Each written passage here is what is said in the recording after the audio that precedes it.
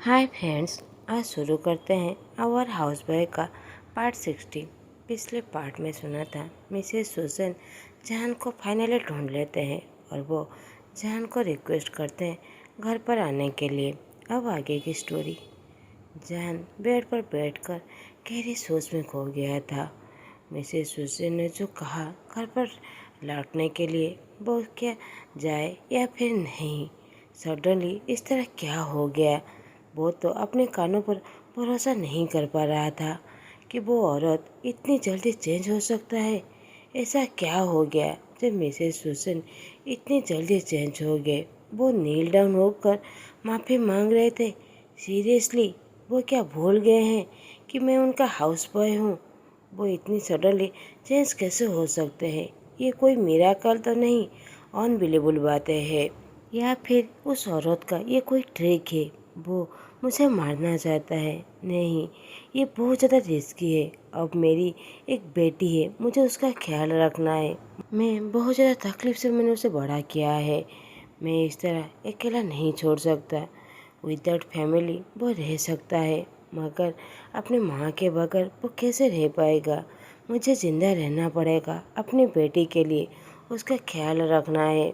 मैं इस तरह उस औरत के ट्रिक पे नहीं आ सकता। नहीं, मुझे उसके पास नहीं जाना है। मगर मेरी बेटी को पूरी फैमिली भी ज़रूरत है, उसे उसके फादर की ज़रूरत है। मैं उसे इस तरह कैसे उसके फादर से दूर कर सकता हूँ।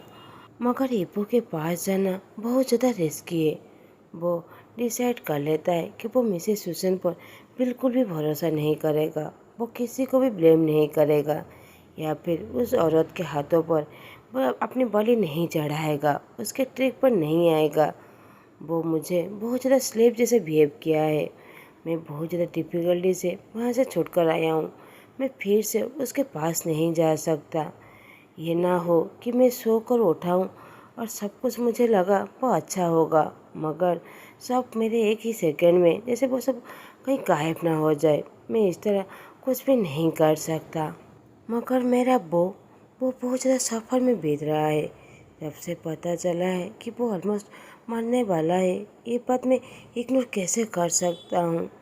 वो किस तरह होगा, वो मुझे कितना ज़्यादा ढूंढ रहा है, वो मुझे प्यार करता है। अभी भी वो मुझे पागलों की तरह ढूंढ रहा है। मैं क्या उसे इस तरह छोड़ सकता हूँ। ईबो की लाइफ, ईबो की धड़कन सब मैं हूँ। मैं उसे किस तरह छोड़ सकता हूँ। उसे अपनी बेटी से कितने दिन तक दूर कर सकता हूँ। वो भी अपनी बेटी का प्यार चाहिए, उसे भी अपनी बेटी से मिलना चाहिए। ये बहुत ज़्यादा स्कैरी की बातें हैं। मैं क्या करूँ, मुझे कुछ भी समझ नहीं आ रहा है।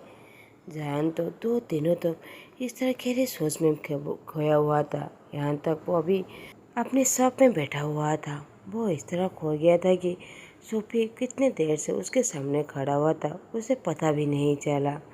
वो कॉप करते हुए जहान की अटेंशन लेता है। वो उसे चिढ़ाते हुए कहता है, मैं कितने देर से यहाँ पर खड़ा हुआ हूँ, मगर मेरा जान को तो मेरे कोई भी होश नहीं है। तुम तो अपने दुनिया में ही खो गए हो। अगर कोई चोर होता तो पूरा दुकान को ही चोरी करके ले जाता।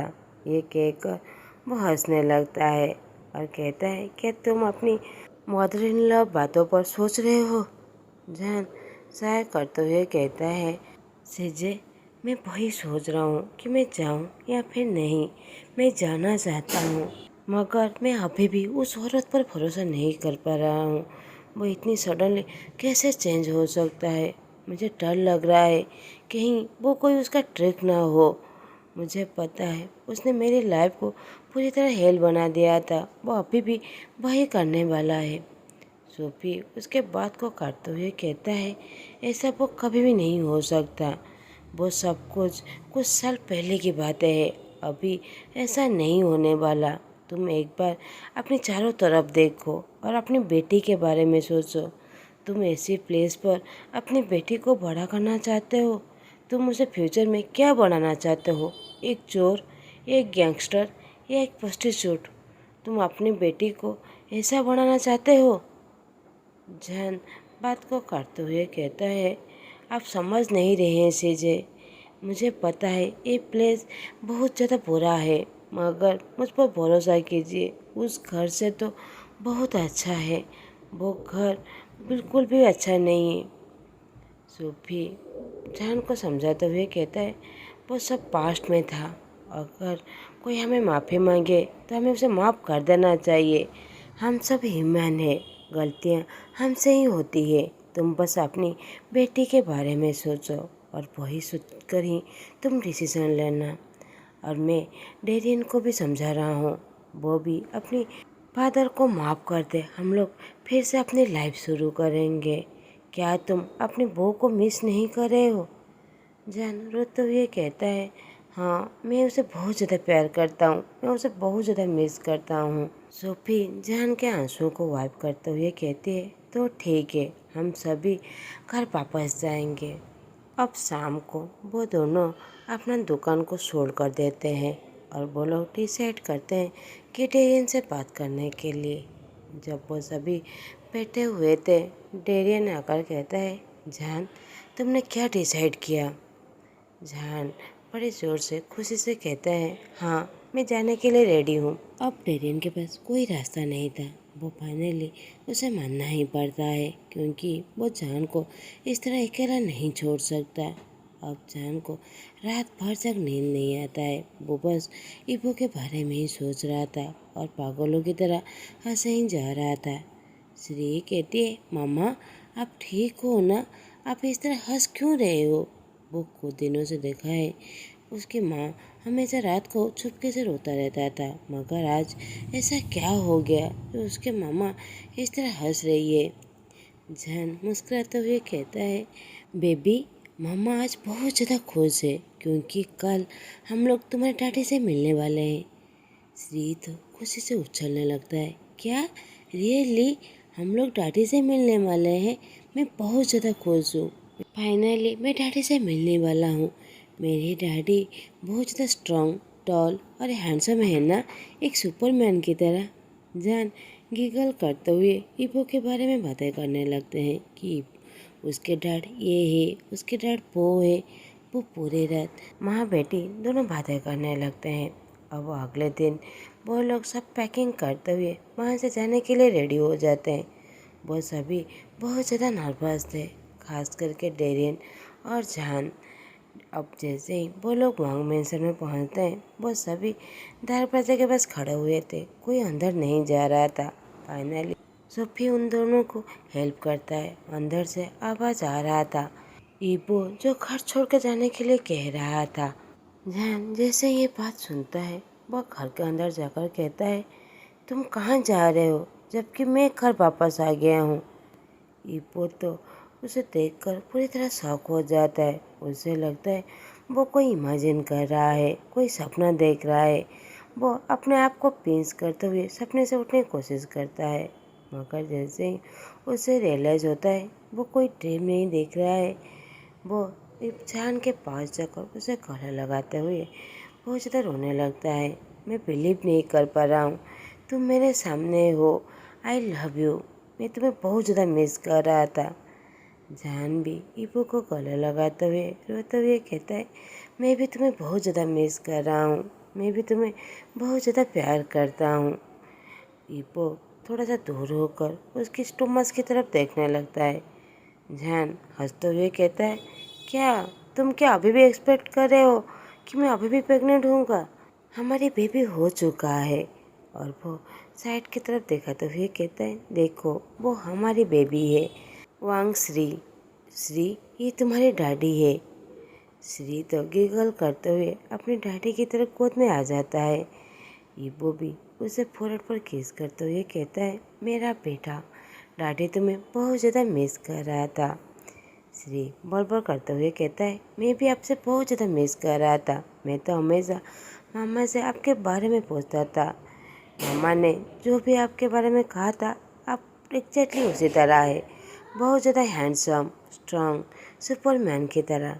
वो तो कुछ भी समझ नहीं पा रहा था, मगर वो अपनी बेटी को अपने पास देखकर बहुत ज़्यादा खुश हो जाता है।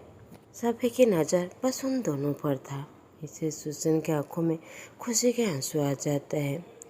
मिस्टर वांग डेरियन के पास जाते हैं, वो बहुत ज़्यादा गिल्टी थे। जब उसके पास जाते हैं तो डेरियन पीछे पीछे जाने लगता है। वो बहुत ज़्यादा नर्वस था, मगर सोफी पीछे से उसे कहता है, अगर तुमने एक कदम पीछे गया ना तो फिर मुझसे बुरा तुम्हारे लिए कोई नहीं होगा। डेरियन वहीं पर रुक जाता है। मिस्टर वांग फिर से आगे आने लगते हैं। जब देखते हैं कि उनका बेटा पीछे नहीं जा रहा है, वो आगे जाकर अपने बेटे को गले लगाते हुए कहता है, बेटा मुझे माफ़ कर दो वो सब कुछ के लिए। मैं बहुत ज़्यादा खुश हूँ कि तुम वापस आ गए। मुझे पता है मैंने ऐसा कोई काम नहीं किया जो तुम मुझ पर कोई भी प्राउड फील करो, मगर मुझे प्लीज़ माफ़ कर दो।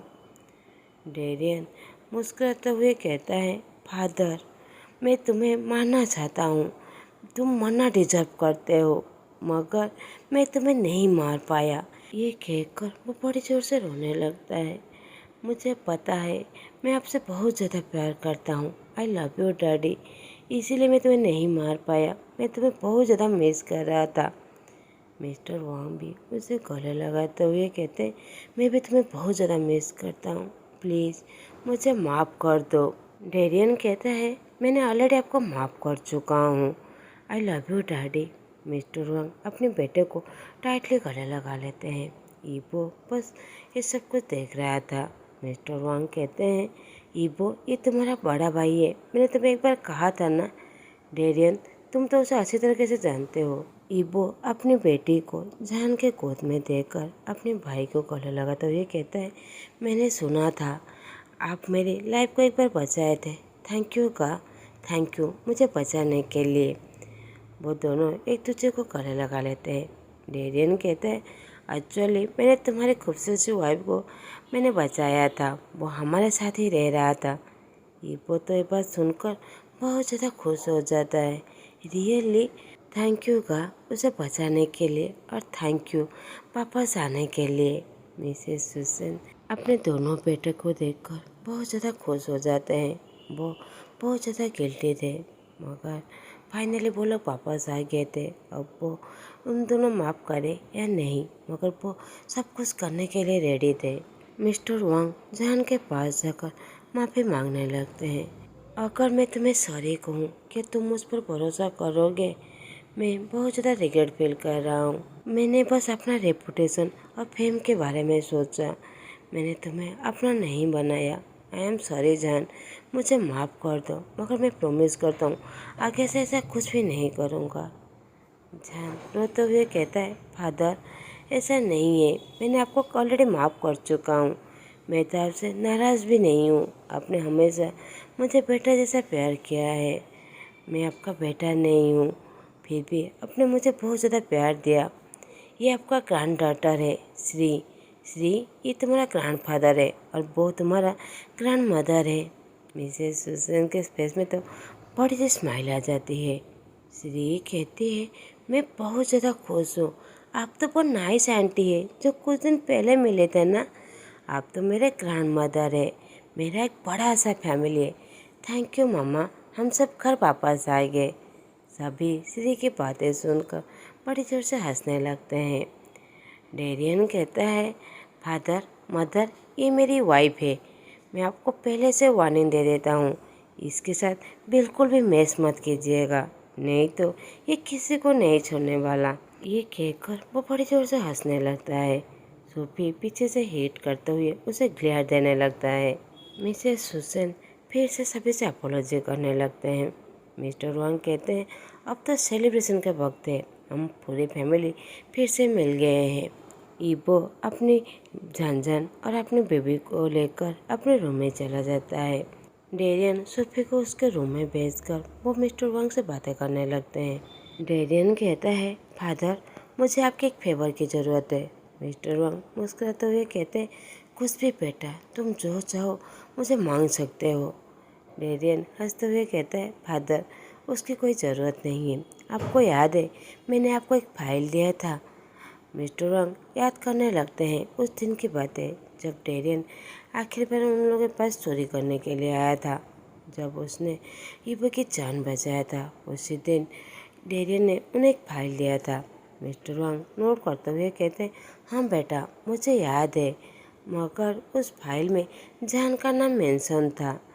क्या तुम्हें लगता है कि सुफी और जान दोनों रिलेटिव है? ये कोई कोइंसिडेंस नहीं है। डेरियन कहता है, मुझे पता नहीं डैड, मगर उसका नाम शायद सोफी है, मगर वो अपना सरनेम कहीं पर भी यूज़ नहीं करता। मैं बस चाहता हूँ मैं उसकी पूरी प्रॉपर्टी उसे रिटर्न कर सकूँ, इसीलिए मैंने वो डॉक्यूमेंट आपको दिया था।